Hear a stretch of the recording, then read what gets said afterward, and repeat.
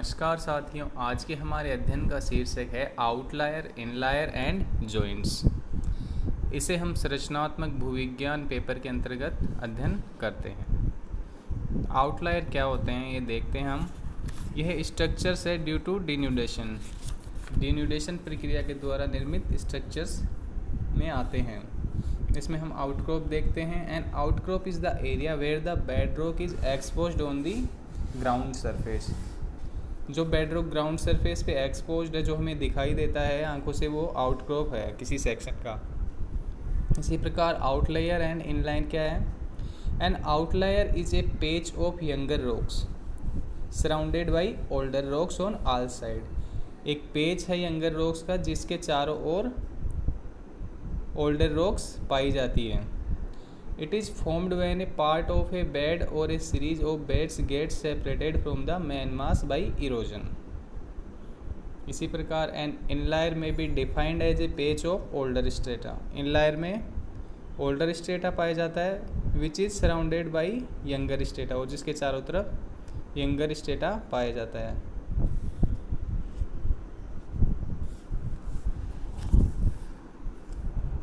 Outlier को हम इस प्रकार से भी देख सकते हैं। इसे हिंदी में पुरांतःसायी कहते हैं और इनलायर को नवांतःसायी कहते हैं।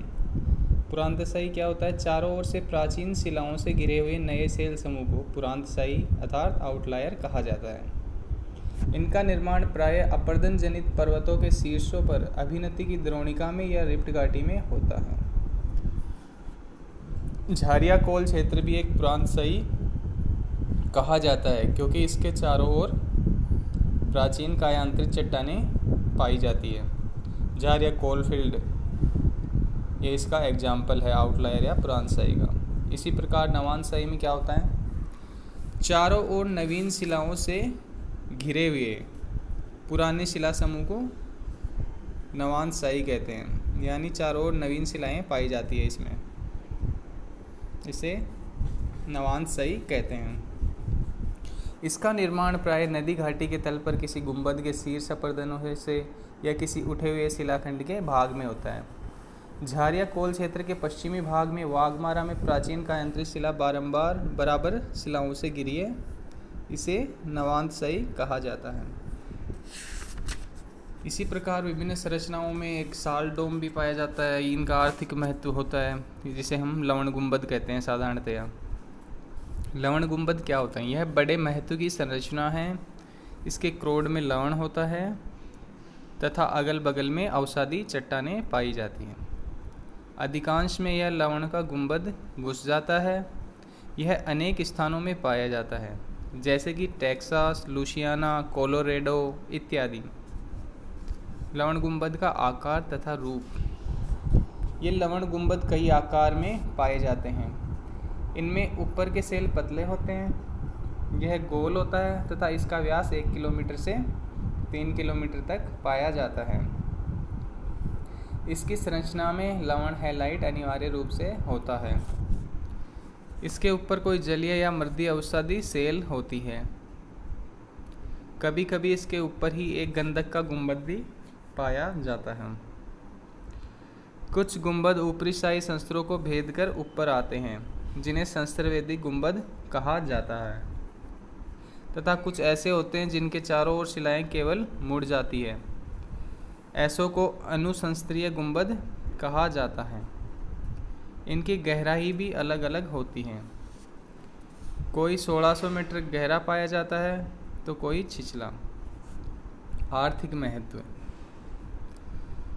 लवण के रूप में इनका अत्यधिक महत्व है।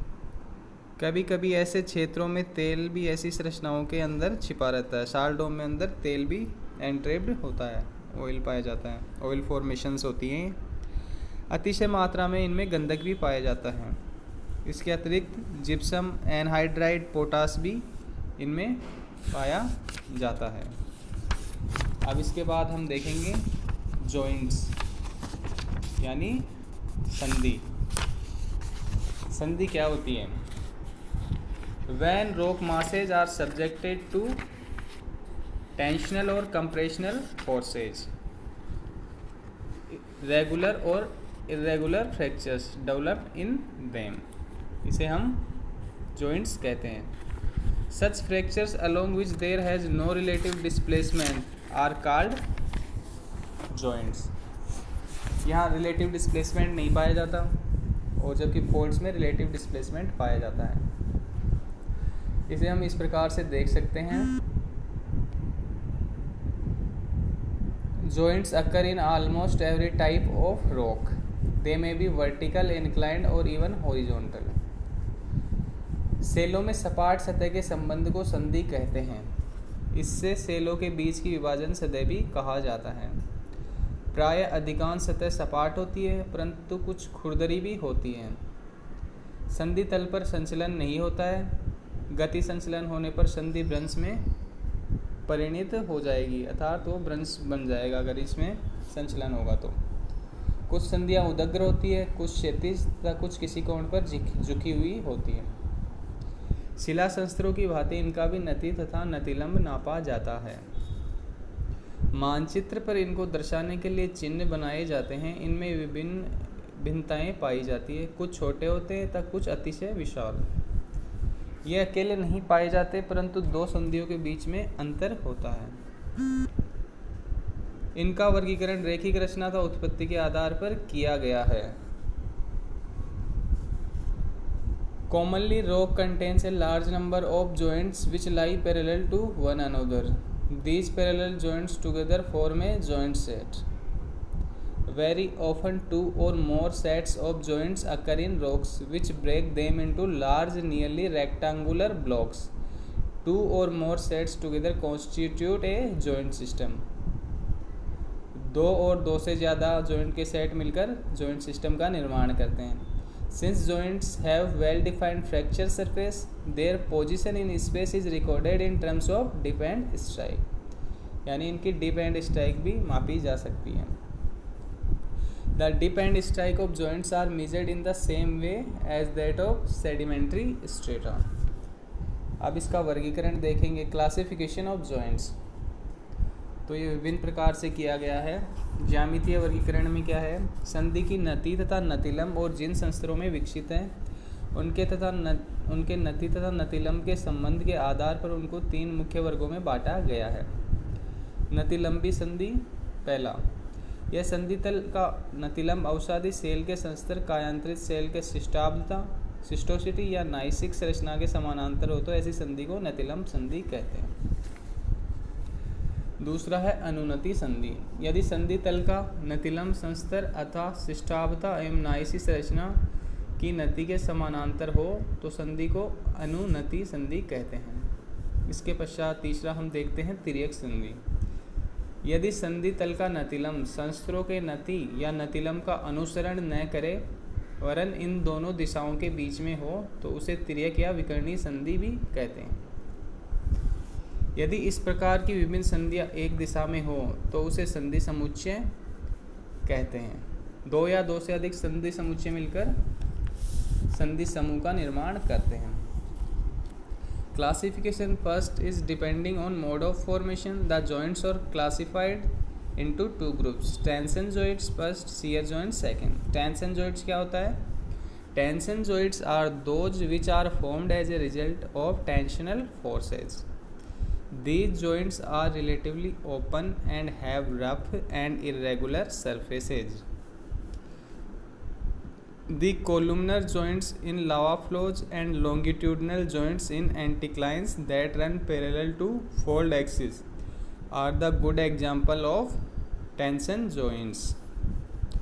जो columnar joints पाए जाते हैं लावा फ्लो में वो tension joints का प्रकार है. इसी प्रकार shear joints हम देखते हैं. Shear joints are those which are formed due to compressional forces involved in the folding and faulting of rocks. These joints are rather clean cut and tightly closed. Shear joints occur in two sets which intersect at a high angle to form a conjugate joint system. अब classification 2 देखते हैं. Depending on their attitude and geometry, the joints are classified into three groups: strike joints, dip joints, and oblique joints. Strike joints क्या होते हैं? The joints which run parallel to the strike of country rocks are called strike joints. दूसरा है dip joints. The joints which run parallel to the direction of dip of the country rocks are called dip joints. अब oblique joints क्या होता है? The joints which run oblique to the dip and strike direction of country rocks. जो joints होते हैं वो dip and strike direction के parallel run करते हैं, वो ओब्लिक रन करते हैं, वो क्या कहलाते हैं? Oblique joints. Description of common joints, इसमें है bedding joints. The joints which are originate parallel to bedding planes in sedimentary rocks are called bedding joints. इसके पश्चात आता है master joints. In sedimentary rocks the joints usually run in two direction at right angles nearly. One set of joints run parallel to the dip direction and other parallel to the strike direction. Of these, one set of joint is commonly more strongly developed and extends for long distances. Such well-developed joints are called master joints. अब देखते हैं primary joints. In igneous rocks, joints are formed by cooling and contraction of magma. आग्नेय चट्टानों में जो joints बनते हैं cooling से और कॉन्ट्रैक्शन से बनते हैं मैग्मा में। Such joints are called primary joints. The primary joints are of following types. पहला है mural joints. Granites commonly show 3 sets of joints mutually at right angles which divide the rock mass into more or less cubical blocks. Such joints are called the mural joints. इसके पश्चात है sheet joints. Sheet joints are often seen in the exposures of granites. These joints run in horizontal direction and are formed as tension cracks. They are believed to have developed by unloading through removal of overlying rocks by erosion. The seed joints are somewhat curved and are essentially parallel to topographic surface. They are more conspicuous and close together near the ground surface. इसके बाद आता है columnar joints. Columnar joints are formed in tabular igneous masses such as dikes, sills and lava flows. These joints divide the rock masses into hexagonal, square, rhombic or triangular columns. Such columns developed at right angles to the chief cooling surface. In lavas and sills the columns are vertical while in dikes they are nearly horizontal. अब देखते हैं उत्पत्ति के आधार पर हम हिंदी में इसका वर्गीकरण देखते हैं। संधियों की उत्पत्ति लगाना कठिन है क्योंकि संधि प्राय एक जैसी उत्पन्न प्रतीत होती है। तनाव संधि तथा अपरूपण संधि टेंशन जॉइंट्स और शियर जॉइंट्स का आकार एक समान पाया जाता है, परंतु तनाव संधि आयतन घटने से होती है। बेसाल्ट शिलाओं की स्तंभ संधि इसी प्रकार की होती है। बेसाल्ट शिलाओं में जो कॉलमनर जॉइंट पाया जाता है वो इसी प्रकार का होता है। वलन के अक्ष के लंबवत जो संधि पाई जाती है उसे विस्तार संधि या एक्सटेंशन जॉइंट्स कहा जाता है। वलन के अक्ष के समानांतर जो संधि पाई जाती है उसे मोचन संधि कहा जाता है। सीटिंग संधि की भांति ही दरारों को सीटिंग कहा जाता है। इनकी सतह सपाट नहीं होती। इनकी उत्पत्ति के अनेक सिद्धांत प्रचलित है। किसी खदान आदि में इस प्रकार की संरचनाएं सामान्यतः में दिखाई पड़ती है। ये हमने जॉइंट्स का अध्ययन कर लिया और आउटलाइन यानी पुरानशाही और इनलाइन नवानशाही को आज के अध्याय में पढ़ा है। इसके आगे हम नेक्स्ट लेक्चर में देखेंगे।